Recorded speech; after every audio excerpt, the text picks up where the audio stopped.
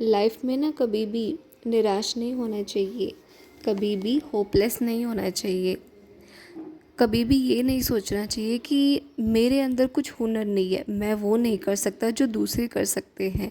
हर इंसान के अंदर कुछ ना कुछ पॉजिटिव पॉइंट होता है। हर इंसान अलग अलग फील्ड में एक्सपर्ट होता है, कोई किसी फील्ड में एक्सपर्ट होता है तो कोई किसी फील्ड में। तो हमेशा अपने आप को कमज़ोर फील नहीं करना चाहिए। हर इंसान का जो हुनर होता है वो अलग अलग होता है। अगर दूसरों में किसी कोई हुनर है, कोई टैलेंट है, तो आप में भी किसी न किसी प्रकार का कोई टैलेंट ज़रूर होगा, कोई हुनर ज़रूर होगा। तो अपनी कमज़ोरियों को अपनी स्ट्रेंथ बनाइए और हमेशा पॉजिटिव रहें, हमेशा अपने काम पर फोकस करें। हम जितना ज़्यादा अपने काम पर फोकस करते हैं ना, उसके रिज़ल्ट हमें उतने ही बेस्ट मिलते हैं। और आजकल गेहूं की फसल की कटाई हो रही है, तो हमारा जो घर है वो बिल्कुल रोड पर है। तो हमारे घर के सामने बहुत सारे खेत हैं जहाँ पर गेहूं की फसल उगा रखी थी, तो उनकी अभी कटाई चल रही है। तो जहाँ जिस मशीन से गेहूं की कटाई होती है, तो उसका जो धूल के कण होते हैं जिसे हम तूड़ी बोलते हैं, तो उसके कण बहुत ज़्यादा हमारे घर में हवा के थ्रू आते रहते हैं। तो इतना ज़्यादा डस्ट हो जाता है जब भी हवाएं चलती है। ऊपर से एक हमारा जो फर्श है, इसका कलर भी ब्लैक है, तो इस पर गिरी हुई थोड़ी सी धूल भी बहुत ज़्यादा क्लियर से दिखती है। तो आज डेली रूटीन का काम पूरा करने के बाद मैं सिलाई पे बैठ गई थी। सूट आया हुआ था सिलने के लिए बाहर से। ऐसे मैं जब भी सुबह क्लीनिंग करती हूँ, झाड़ू पोछा वगैरह करती हूँ, तो मैं बिल्कुल डीप क्लीनिंग करती हूँ। लेकिन आजकल फसल की कटाई का मौसम चल रहा है, तो इस वजह से फिर मुझे सुबह और शाम दोनों टाइम ही फिर डीप क्लीनिंग करनी पड़ती है। तो यहाँ पर मैं सबसे पहले अपने बेडरूम की सफाई करती हूँ। वैसे पहले तो मैं ये सोच रही थी कि सबसे पहले मैं झाड़ू लगाऊंगी, उसके बाद फिर मैं पोछा लगाऊंगी। लेकिन फिर मैंने सोचा कि नहीं, ऐसे तो बहुत ज़्यादा मेहनत हो जाएगी, तो मैं क्यों ना दोनों काम को एक साथ ही कर लेती हूँ। तो फिर मैंने ऐसे पानी से धोना स्टार्ट कर दिया, जिससे झाड़ू भी लग जाएगी और पोछा भी, साथ साथ दोनों काम एक साथ हो जाएंगे। वैसे मैं हर रोज़ ऐसे फ़र्श को धोती नहीं हूँ, झाड़ू पोछा ही करती हूँ। लेकिन जब मेरे पास समय ज़्यादा होता है, थोड़ा टाइम ज़्यादा होता है, तभी मैं ऐसे पानी से फिर मैं फ़र्श को अच्छे से क्लीन करती हूँ। क्योंकि इसमें जो समय होता है ना, वो फिर ज़्यादा लगता है। झाड़ू पोछा थोड़ा सा जल्दी हो जाता है, इसमें थोड़ा सा टाइम ज़्यादा लगता है। लेकिन हाँ, ये तो है, टाइम ज़्यादा तो लगता है, बट इसमें जो सफाई होती है वो ढंग से हो जाती है, बहुत अच्छे से हो जाती है। तो सुबह सुबह तो बहुत सारा काम हो जाता है, तो हर काम जल्दी जल्दी निपटाने के चक्कर में तो इतना समय नहीं होता है कि मैं ऐसे डीप क्लीनिंग कर पाऊँ। लेकिन हफ्ते में एक बार तो मैं ऐसा करती ही हूँ।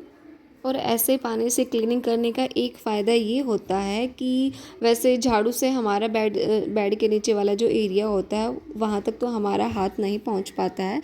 लेकिन ऐसे जब मैं पानी से सफाई करती हूँ, तो पानी के बहाव से जितना भी बेड के नीचे जो भी डस्ट होता है, वो पानी के बहाव से बाहर निकल आता है। तो इसकी वजह से बेड के नीचे वाला जो एरिया वो बिल्कुल क्लीन हो जाता है। देखो भाई, शाम के टाइम की जो सफाई होती है वो तो मैं ज़रूर करती हूँ, थोड़ा बहुत टाइम निकाल के, जितना मुझे टाइम लग पाता है शाम को थोड़ा बहुत तो मैं करती ही हूँ क्लीनिंग।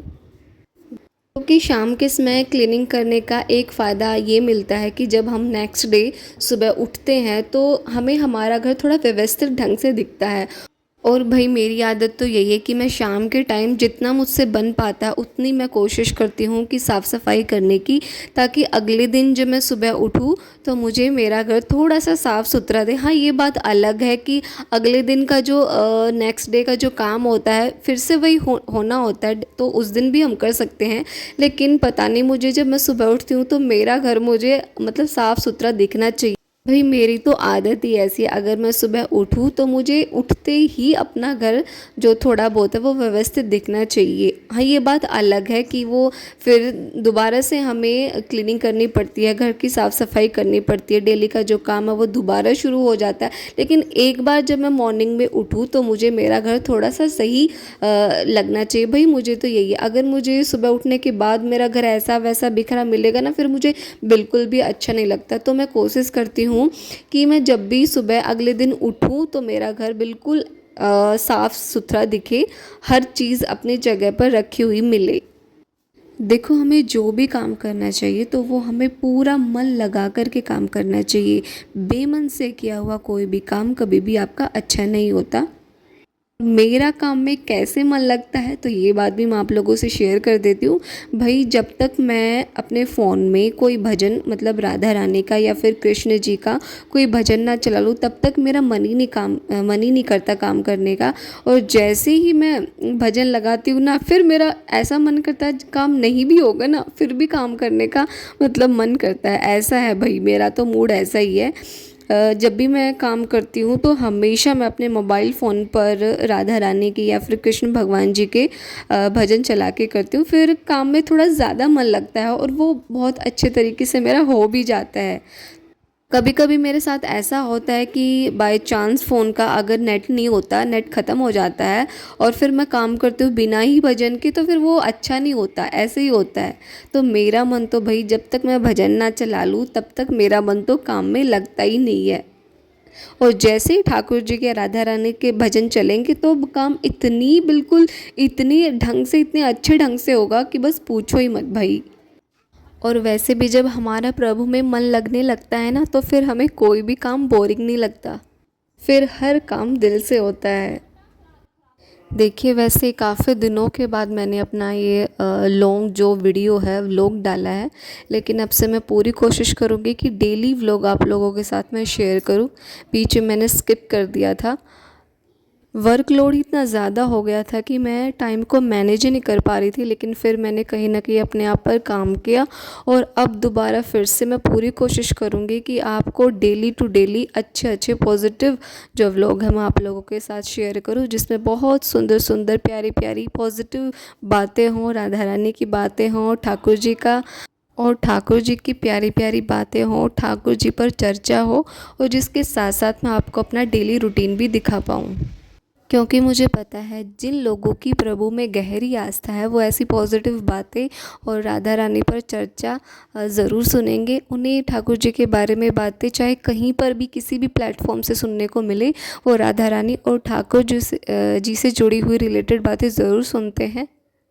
देखो, राधा रानी की बातें करना, ठाकुर जी की बातें करना, मेरा मानना ये है कि ये भी कहीं ना कहीं प्रभु की कृपा होती है।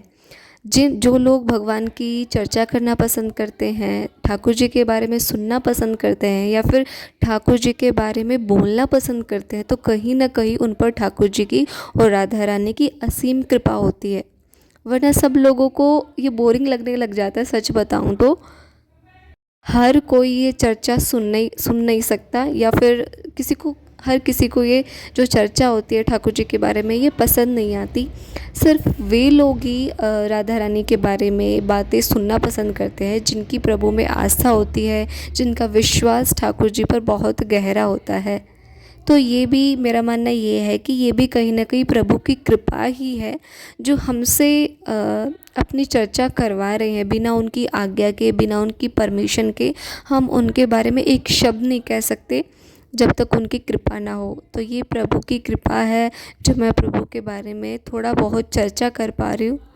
देखो, जिन लोगों को प्रभु में गहरी आस्था होती है वो हर छोटी चीज़ को प्रभु की कृपा मान लेते हैं।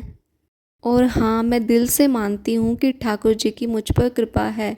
उन्होंने हर परिस्थिति में मुझे संभाला है। ऐसी विकट, ऐसी विषम परिस्थितियाँ आई हैं जहाँ मैं अपने आप को खो बैठी थी। मतलब समझ नहीं आ रहा था क्या सही है और क्या गलत। जब हमें कुछ समझ नहीं आता है कि क्या सही हो है हमारे लिए और क्या गलत है, तब हमें भगवान की शरण में अगर हम जाते हैं, तब यकीन मानिए प्रभु हमारा मार्गदर्शन करते हैं, हमें पथ भ्रष्ट होने से बचाते हैं। वही तो ये बोलते हैं ना कि प्रभु की शरण जो है वो कलेश हरण है। जो कोई प्रभु की शरण में चला जाता है फिर उसे किसी प्रकार की चिंता, किसी प्रकार का भय, किसी प्रकार की टेंशन जो है वो नहीं होती है। तो ये देखिए, मैंने पूरी घर की सफाई कर ली है, अब बस बालकनी बाकी है। तो सबसे पहले मैंने बालकनी को साफ़ करने से पहले मैंने पौधों में पानी दिया। अभी गर्मी का टाइम चला हुआ है तो मैं सुबह शाम दोनों टाइम पौधों में पानी देती हूँ। और फिर पौधों में पानी डालने के बाद मैंने अपनी बालकनी को बिल्कुल अच्छे से क्लीन किया है। वैसे मेरी बालकनी में बहुत ज़्यादा पौधे नहीं हैं, यही हैं 2-4 प्लांट ही हैं।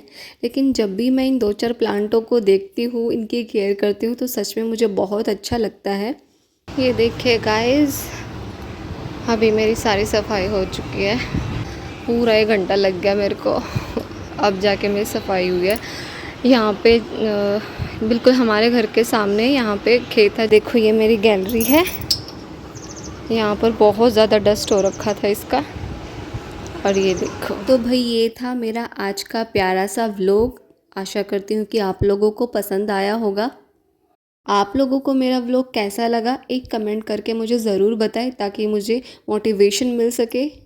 आप लोगों का बहुत बहुत धन्यवाद जो आप लोगों ने मेरे व्लॉग को एंड तक देखा, और आशा करती हूँ कि आगे भी आप मेरे सभी व्लॉगों को ऐसे ही देखेंगे। अगर आप मेरे चैनल पर नए हैं तो मेरे चैनल को सब्सक्राइब करें, ताकि मेरे डेली रूटीन के जो व्लॉग है वो आप लोगों को मिल सके। राधा रानी की कृपा आप लोगों पर बनी रहे, हमेशा पॉजिटिव रहे और पॉजिटिव लोगों का साथ रखे। तो बहुत बहुत धन्यवाद आपका मेरे व्लॉग को एंड तक देखने के लिए। तो अभी मैं लेती हूँ आपसे अलविदा। राधे राधे।